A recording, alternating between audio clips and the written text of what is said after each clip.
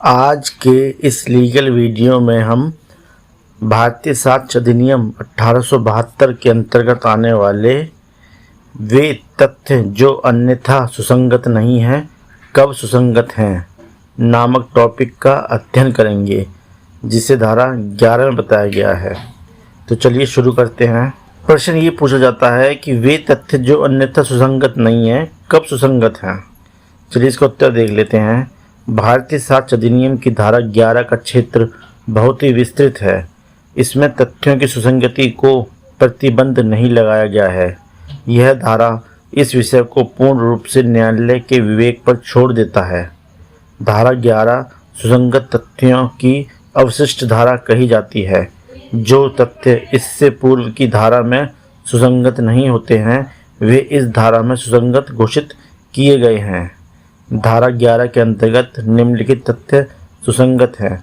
Number 1, वे तथ्य जो विवादक तथ्य एवं सुसंगत तथ्य से असंगत हैं। नंबर 2, वे तथ्य जो विवादक तथ्य या सुसंगत तथ्य के अस्तित्व या अनस्तित्व को अधिसंभाव्य बनाते हैं। नंबर 3, वे तथ्य जो विवादक या सुसंगत तथ्य के अस्तित्व या अनस्तित्व को अत्यंत अनधिसंभाव्य बनाते हैं। नंबर 1 पे दिया गया है वे तथ्य या सुसंगत तथ्य से असंगत हैं। एक तथ्य दूसरे तथ्य से असंगत तब कहा जाता है जब वे दोनों साथ साथ नहीं रह सकते, अर्थात यदि एक तथ्य का अस्तित्व साबित हो जाता है तो फलतः दूसरा तथ्य नासाबित माना जाएगा। इस प्रकार धारा 11 के अंतर्गत जो तथ्य विवादक एवं सुसंगत तथ्य के विरोध में हैं वे सुसंगत होंगे। यदि ऐसे तथ्यों को साबित कर दिया जाता है तो सुसंगत तथ्यों का अस्तित्व स्वयं समाप्त हो जाता है। इसे असंगतता या अन्यथा का सिद्धांत कहा जाता है।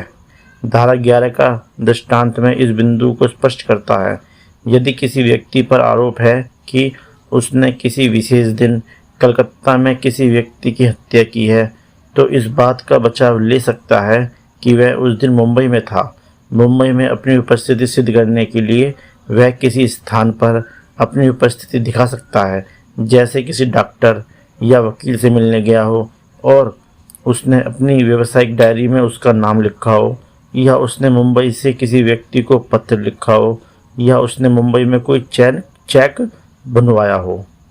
और दूसरा पॉइंट है ऐसे तथ्य जो अत्यंत अधिसंभावना दर्शाते हों। अत्यंत अधिसंभाव्य शब्द का अर्थ है सामान्य स्तर की अधिसंभाव्यता से अधिक, अर्थात इसका सार यह है कि विवादक तथ्यों और साबित किए जा सकने वाले तथ्यों में ऐसा निकट का संबंध होना चाहिए जो दोनों के सह अस्तित्व को अधिसंभाव्य बना दें। ऐसे मामलों में जिनका प्रत्यक्ष साक्ष्य देना कठिन होता है, न्यायालय को संभावना के हिसाब से कार्य करना पड़ता है। उदाहरण, जब किसी कमरे में केवल 5 व्यक्ति हों जिनमें से एक की हत्या हो जाए और परिस्थितियां यह स्पष्ट करती हों कि हत्या उन्हीं में से किसी एक ने की है, तो प्रत्येक ऐसा तथ्य सुसंगत होगा जो यह दर्शाए कि उनमें से किसी व्यक्ति ने ऐसा किया हो। तीसरा पॉइंट है ऐसे तथ्य जो अत्यंत अधिसंभाव्यता दर्शाते हैं। ऐसे तथ्य का साक्ष्य दिया जा सकता है जो स्वयं या अन्य तथ्यों के साथ विवादक या सुसंगत तथ्यों को अत्यंत अनधिसंभाव्य बनाते हैं। इस बिंदु पर एक वाद आया था संता सिंह बनाम स्टेट ऑफ पंजाब। इस मामले में गवाह ने बताया कि उसने देखा कि मृतक को करीब 25 गज दूरी से गोली मारी गई थी।